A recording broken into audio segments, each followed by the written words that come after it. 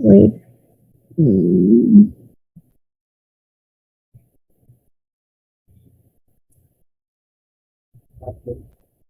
Kita lanjut ke materi kita ya. Ini sudah masuk belum ya share screen-nya? Sudah ya? Recording in progress. Baik, kita lanjut materi kita karena di week 1 ini ada 2 materi, yaitu tentang pemodelan matematika dan problem solving di teknik seperti apa. Mudah-mudahan keburu ya sampai waktunya, karena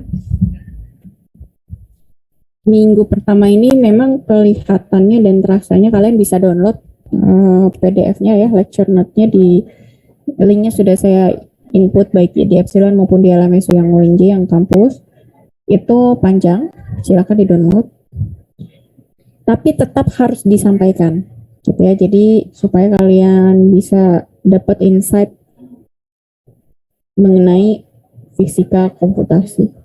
Oke. Yang pertama kita bahas mengenai pemodelan matematik ya.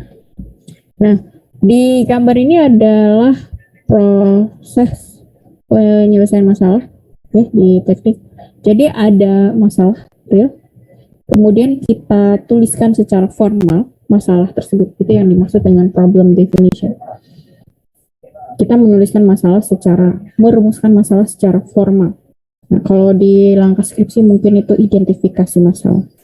Kemudian lanjut ke rumusan masalah. Kalau di 5 langkah pemrograman kemarin itu adalah problem statement ya, gitu. Kemudian langkah selanjutnya yang kita kerjakan adalah mathematical model. Dari masalah yang sudah kita definisikan tadi, kita memodelkan. Jadi dari masalah teridentifikasi ada variabel A, B, C, kemudian kita memodelkan variabel-variabel tersebut ke dalam persamaan matematis. Itu namanya mathematical model. Bagaimana kita memodelkannya? Ya kita lihat dari data, kemudian kita cocokkan dengan teori. Datanya, misalnya kita dapat datanya seperti apa, setelah digambarkan gambarkan aja gitu misalnya ya. Ternyata kelihatan bentuknya agak-agak linear. Nanti kita pakai dari teori kita bisa gunakan misalnya membuat persamaan linear dan lain sebagainya. Nah, problem solving tools-nya itu ada komputer, statistik, numerical method, graphics, dan lainnya. Jadi sebenarnya matematika model ini lebih dari sekedar menuliskan rumusan matematik. Jadi kalau di 5 langkah pemrograman kemarin kan langkah keduanya adalah formula matematik gitu ya, ingat ya. Nah, kalau di problem solving proses sebenarnya lebih dari sekedar menuliskan rumus matematik, tapi pemodelan. Selanjutnya adalah numeric or graphic result. Jadi setelah dimodelkan kita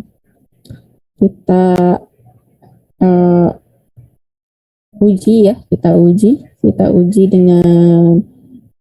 dengan teknik numerik, kemudian kita lihat. Biasanya kita akan membutuhkan initial condition atau kondisi inisiasi, kondisi awal atau kondisi contoh ya. Kondisi contoh itu kondisi yang perfectnya seperti apa. Jadi biasanya kita selalu bisa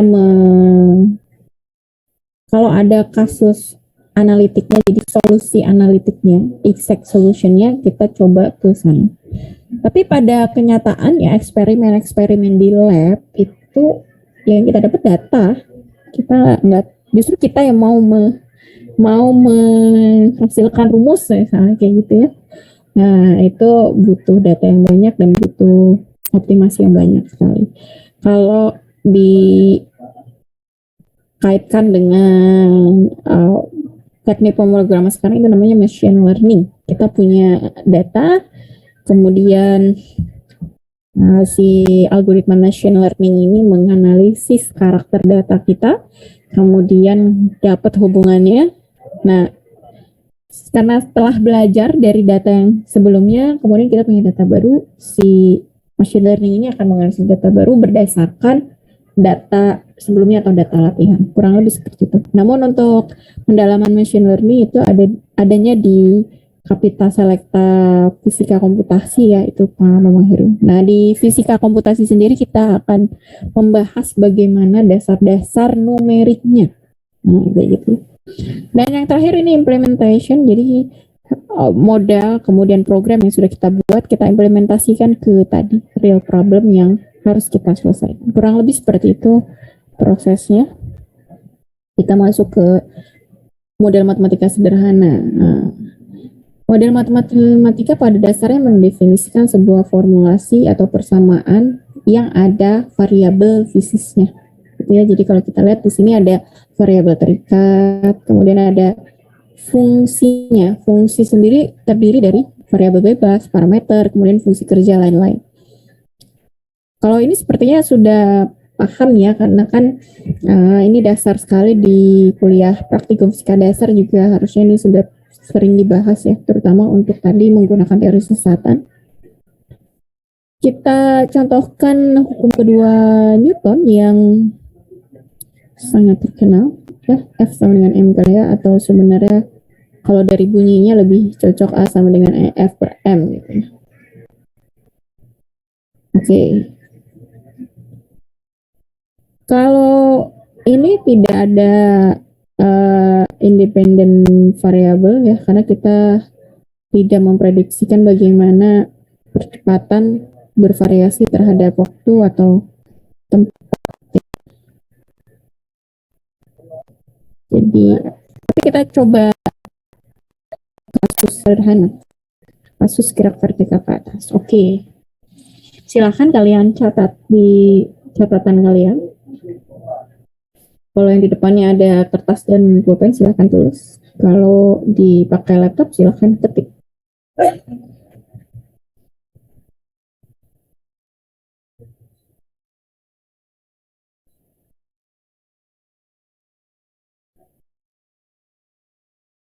Sebuah bola pejal dilempar vertikal ke atas dengan kecepatan awal 50 meter per sekon.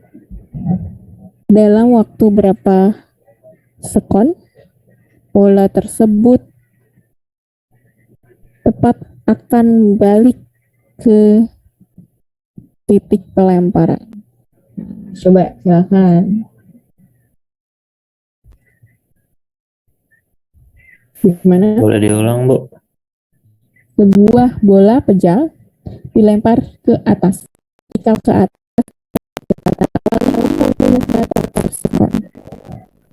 Pertanyaannya, dalam waktu berapa sekon bola tepat akan kembali lagi ke titik pelempar?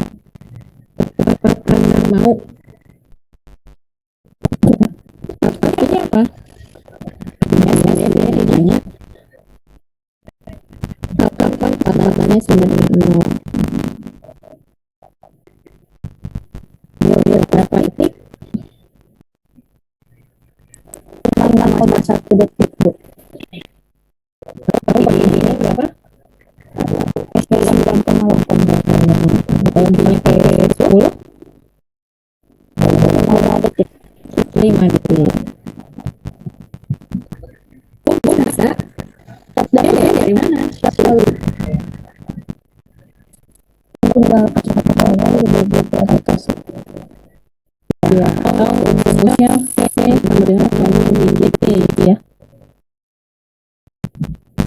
Nah, itu adalah cara-cara klasik, cara-cara mekanika klasik.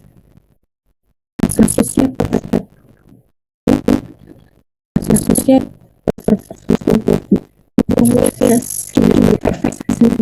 angkanya juga sempurna, bahkan dia biasa gitu.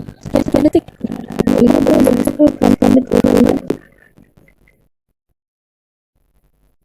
Itu adalah cara menyelesaikan exact solution. Kita harus tahu kita tahu jawaban.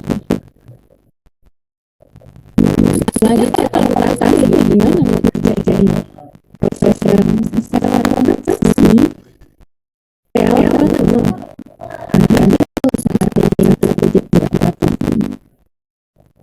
nilainya 1. Kalau tadinya 0,5 detik, kita bisa berapa? Bisa berapa? 0,5 ton. Dua-duanya 1 ton. Jadinya 1,5 besar dari sama dengan wifi-nya sama dengan itu. Jadi bedanya seperti itu. Kalau komputasi dia akan mendekati semua ada internet tapi kalau tadi yang dijawabkan itu menggunakan caranya secara maksud tidak berapa itu bedanya karena kita lihat konversasi dari terus ada penerjemah maju ya dia kalau kita lihat dia di saat tertentu ada ditambah dengan bukannya bentuk transaksinya mungkin ya apa sih dari awal kecepatan sampai dengan FPI itu adalah sesi acceleration kecepatan ini adalah perubahan kecepatan dari perubahan kecepatan terhadap waktu ya. Kemudian yang dimaksudnya adalah saya di sini ada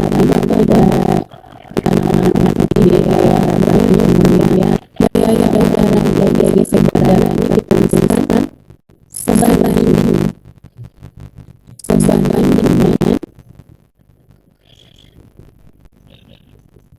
kecepatan materialnya dan sisi ini dia misalkan di posisi ke bawah ini dari barat.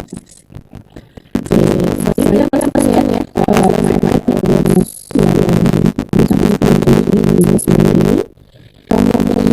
ini kemudian atas ini kemudian sampai dia bisa jamah kita menggunakan variabel maksudnya variabel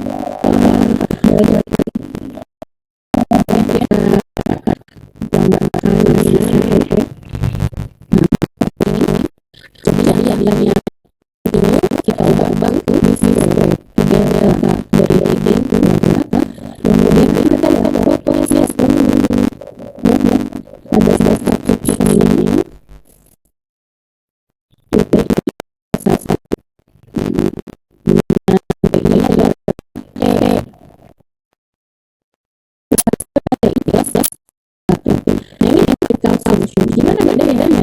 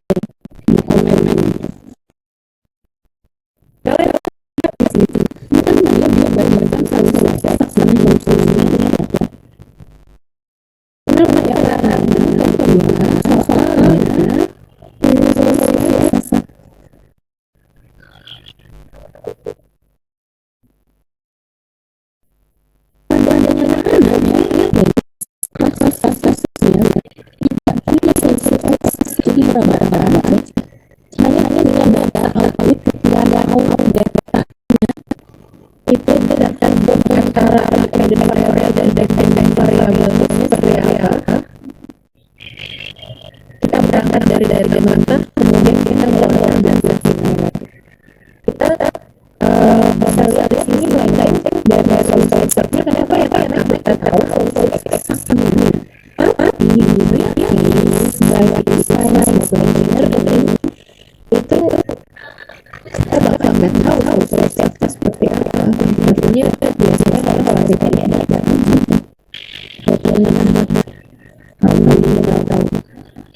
itulah kenapa kita butuh pemodal matematik, kemudian kita butuh metode contohnya adalah polling and guideline. Di sini ada contohnya, ini sama kayak yang tadi ada formasinya ya.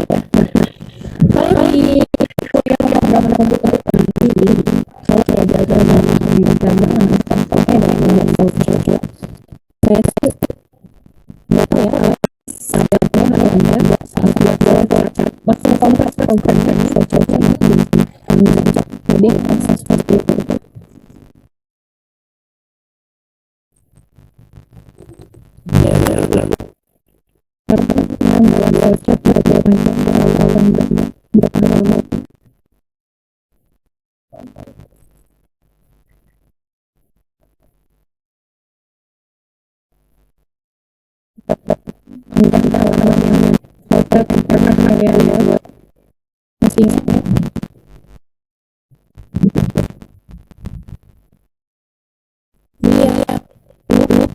Yang butuh kemudian diinstruksi tanda kemudian itu lakukan kerja atau segi apa ya taruh condition, kemudian mereka dulu bagian harus menambahkan kualitas seperti itu.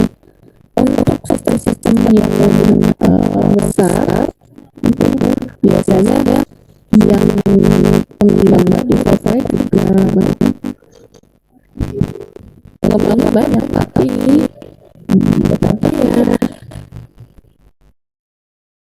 ya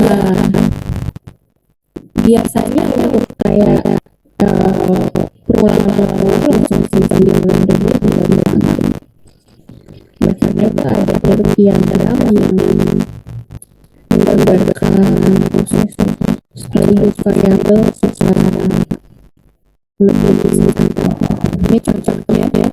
Jadi ada percepatan gravitasi itu kalau berat gitu ya, dari kita nggak tahu tentang gravitasinya sudah bernilai langsung ya. Kemudian dia berat tadi ada kita masuk ke yang tadi itu ya, ada sigma f. Sigma f terjadi pada geometri udara. Geometri udara diperoleh dari beberapa vitamin CV ya. Itu tergantung dari luas area dan kecepatannya.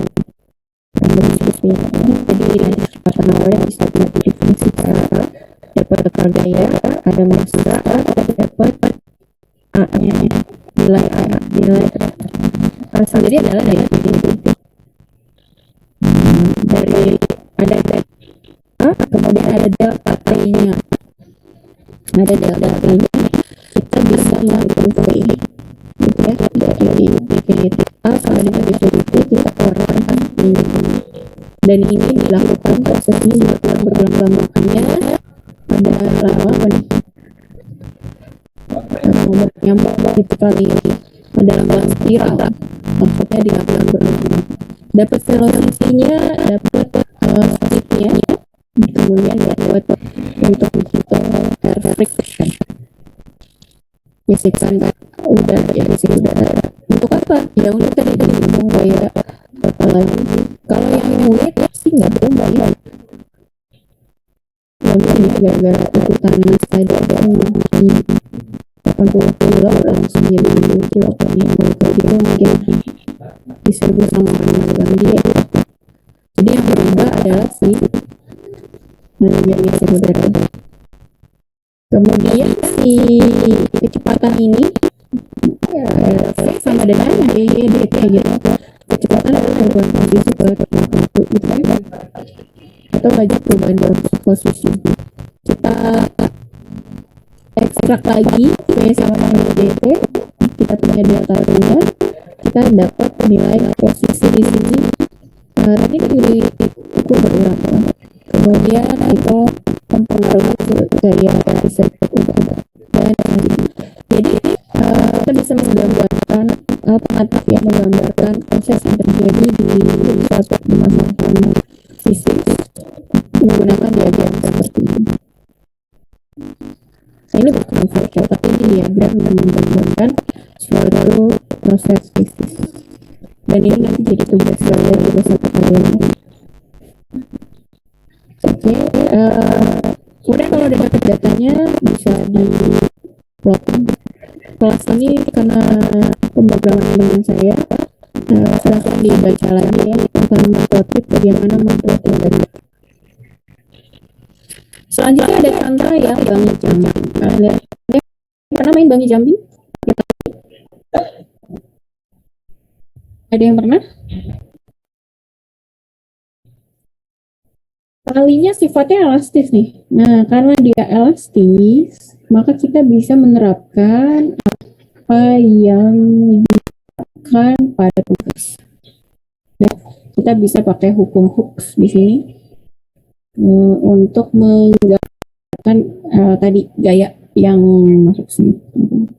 Jadi skydiving kan dia dari parasut gitu ya, nanti pada ketinggian berapa parasutnya buka, project areanya nanti diupdate seperti itu. Tapi kalau dia nggak pakai parasut nih.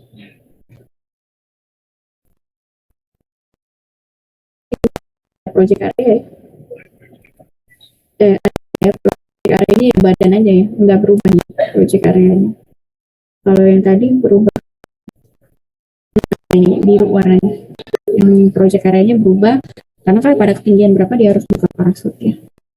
Kalau yang ini project areanya hitam nih, tidak berubah tetap karena sebadannya aja, karena tidak pakai parasut. Tapi dia ada gaya pegas. Di sini gaya pegas ya. Gaya pegasnya karena tadi talinya ini dianggap elastis dan bisa diterapkan hukum Hooke gitu. Nah, diagram sisanya sama dengan yang skydiving tadi. Oke. Selanjutnya ada TikTok, the pendulum clock ya, ini pendulum. Nah, pada beberapa persoalan ya kita bisa pakai koordinat kartesian, tapi banyak persoalan yang justru lebih mudah kalau pakai koordinat polar misalnya seperti itu ya, atau koordinat silinder, koordinat bola. Nah, jadi dilihat lagi persoalannya. Pemilihan koordinat ini juga berguna terutama di kuliah listrik magnet. Kalian ambil listrik magnet kalau nggak salah ya semester ini. Ambil listrik magnet? Ambil Bu. Ambil. Nah, mungkin belum sampai ya ke menghitung total muatan listrik. Tapi yang jelas pemilihan koordinat itu harusnya sudah dibahas di kalkulus. Kapan kita pakai koordinat kartesian atau kubik gitu ya? Kapan kita pakai koordinat bola atau yang dua dimensinya koordinat polar, atau kapan kita pakai koordinat silinder. Nah, itu berasa bangetnya sih di kuliah listrik magnet. Dan menghitungnya juga ini dicontohkan di sini simple pendulum, di sini pakai koordinat polar ya karena dua dimensi. Kalau pakai koordinat kartesian dia butuh posisinya dua dimensi kan, ada x, ada y, nanti ada ax, ay gitu. Nah, itu ribet. Tapi saat diterapkan koordinat polar itu hanya posisinya posisi sudut. Kemudian kecepatannya juga kecepatan angular, percepatannya percepatan angular. Ya, jadi pemodelannya seperti ini ya diagramnya. ada panjang, kemudian panjang itu terkait dengan percepatan, dilakukan berulang-ulang. Dari percepatan kan A sama dengan alfa sama dengan d theta dt. Kita bisa alfa sama dengan d theta dot dt, kecepatan angular. Dari kecepatan angular kita ekstrak lagi ke posisi sudut ya. Di sini bisa lihat. Dan jadinya sederhana seperti ini. Kalau kita pakai koordinat kartesian, wah itu banyak, ada X, ada Y, seperti itu. Ya, saya rasa cukup untuk contoh-contoh pemodelan matematik, bahkan kita sampai bahas pemilahan koordinat yang dipakai. Sampai sini ada yang ingin tanyakan mengenai model matematika? Ada yang tanyakan? Tidak ada? Sudah cukup jelas berarti ya? Nah, berarti harapan saya kalian bisa jawab dengan betul ya tugas satunya. Oke. Ya, demikian materi tentang matematika. Recording stopped. Selanjutnya kita bahas tentang analisis kesalahan. Recording in progress. Nah, tadi kita udah bahas matematika modeling. Nah, saat memodelkan matematika, kita juga sebenarnya sudah mulai membuat rumus gitu ya. Kita kayak tadi, gaya gesek udara kita anggap aja sebanding gitu ya, sebanding atau berbanding lurus dengan kecepatan pangkat 1 misalnya gitu. Bisa aja sebenarnya sebanding lurusnya dengan kecepatan pangkat 1,5. Misalnya ya. Nah, seperti itu. Ini 5 langkah pemrograman yang dibahas di pemrograman komputer. Ini tadi ya, pemodelan matematik. Nah, jadi gimana nih kalau gaya angkat? Oh, ini tadi yang sebanding lurus dengan kecepatan. Bisa aja kan sebenarnya sebandingnya harusnya dengan kecepatan pangkat 1,5. Tapi kayak gimana tuh? Ya udah dibulatin aja pangkat 1 aja gitu. Nah, dari memodelkan aja kita sudah menggunakan penyederhanaan. Kalau ini alur programming ya. Membedakan alur programming dengan alur problem solving walaupun mirip. Tapi kita langsung ke analisis kesalahan. Analisis kesalahan itu bisa mulai dari numeriknya, kemudian blunders, kemudian model errors, dan data uncertainty, ketidakpastian data. Artinya banyak data pengganggu atau data error atau data nggak penting. Misalnya gini, kalian ngambil data tegangan pakai voltmeter itu 10 kali data. Data pertama nilainya 9 volt. Data kedua 9,1 volt. Data ketiga 9,05 volt. 9,1 volt. Tahu-tahu di data yang ke-10 muncul tuh 12 volt. Itu error sendiri. Nah, itu namanya data pencilan atau data yang ya udah dibuang aja demi untuk menghasilkan interpolasi yang baik misalnya kayak gitu ya. Nah, itu bisa masuk ke sini, ke grup ini. Kita masuk ke yang pertama dulu, kesalahan numerik. Kesalahan numerik sendiri terbagi lagi menjadi 2. Yang pertama adalah pembulatan, yang kedua pemotongan. Pembulatan ini run of error itu terkait dengan kemampuan komputer menyimpan angka. Kalau di Python mungkin integer aja ya, tapi kalau kita gunakan C++ atau C itu ada short integer, ada integer, kemudian ada long integer. Jadi maksudnya saat membuat program kita sudah mengkode gitu ya, mendeklarasikan variabel ini tuh mau sepanjang apa penyimpanan angkanya, berapa bit gitu ya, karena kan pakainya biner.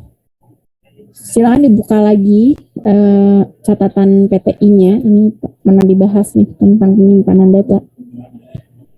Kemudian yang kedua, kesalahan pemotongan. Kesalahan pemotongan itu kita kan pernah bahas di modul praktikum pemrograman itu membuat program menghitung cosinus ya.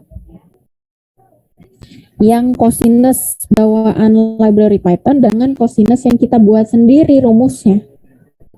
Pernah ya? Ingat ya? Nah, itu kita turunkan dari deret Taylor biasanya. Kemudian kita tulis, kita ubah ke deret Maclaurin di sekitar X sama dengan 0. Nah, ini titik-titik ini sebenarnya jumlah sukunya dalam deret ini itu petahi enggak. Tapi kita ambil misalnya 5 suku pertama misalnya, atau 10 suku pertama.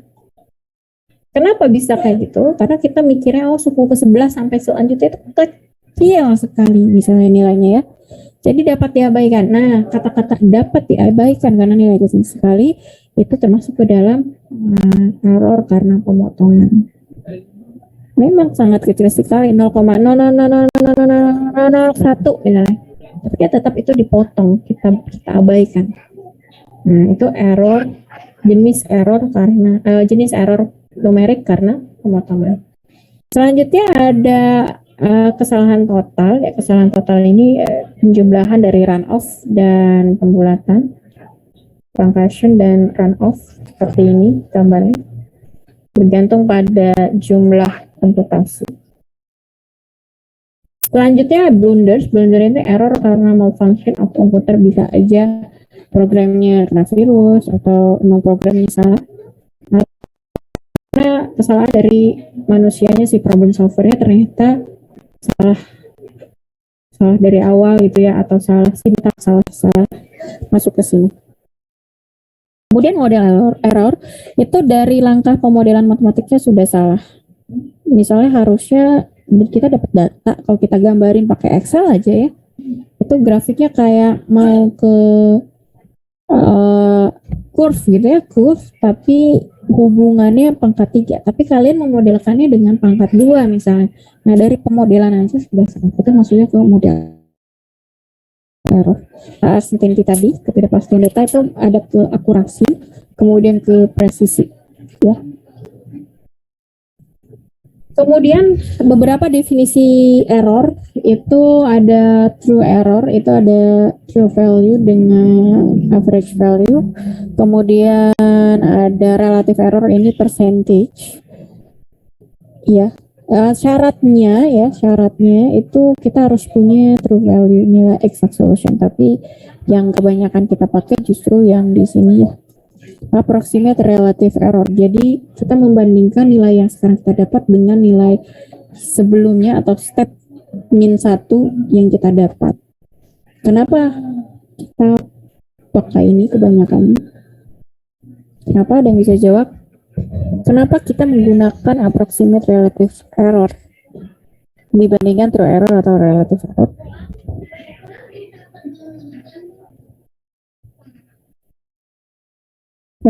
Kenapa sih? Kenapa kita pakai yang ini nih? Approximate relative error dibandingkan true error atau relative error. Kenapa kira-kira? Ada yang bisa mengkira-kira?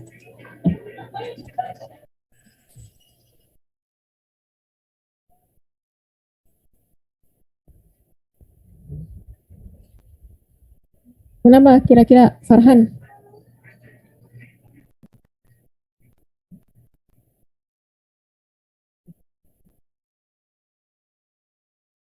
Halo, saya terdengar kan ya? Kenapa kira-kira? Coba. Silakan open mic-nya.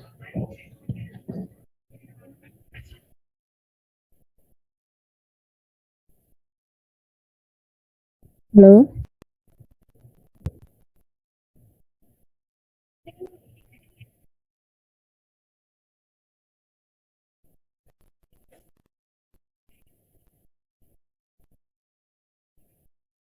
Apa kita pada umumnya menggunakan ini dibandingkan dua jenis error sebelumnya?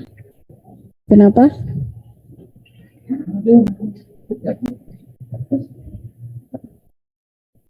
Ada yang mau berkomentar? Saya tunggu dulu, baru saya lanjut deh.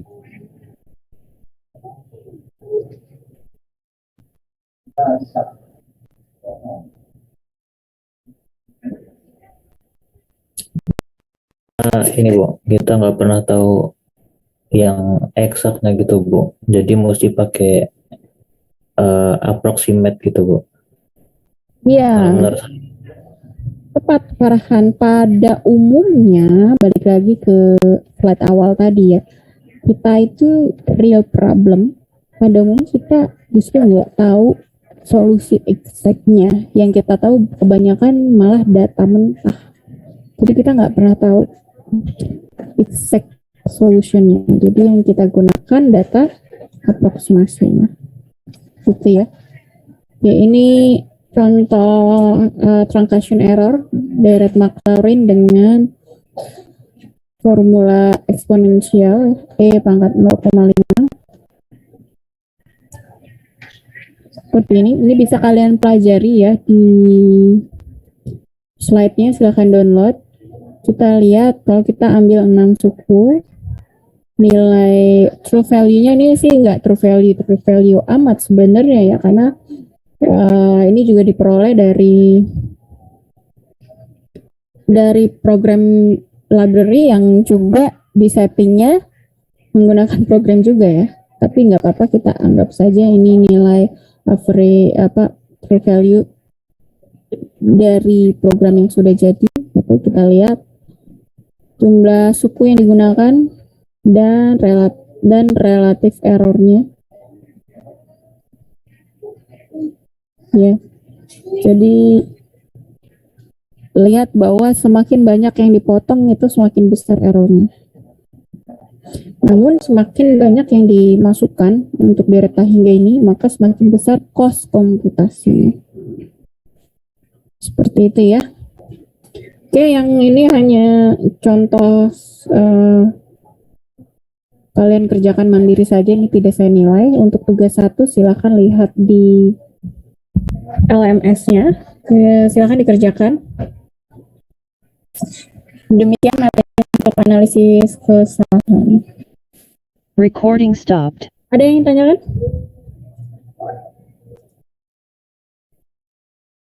Silakan. Ada yang tanya? Tidak ada? Sudah cukup jelas ya? Oke, saya rasa sudah cukup jelas, maka saya anggap kalian mengerti. Dengan betul ya. Karena tidak ada yang bertanya, maka saya akhiri Zoom meeting kita hari ini. Selamat mengerjakan tugas. Wassalamualaikum warahmatullahi wabarakatuh. Selamat siang.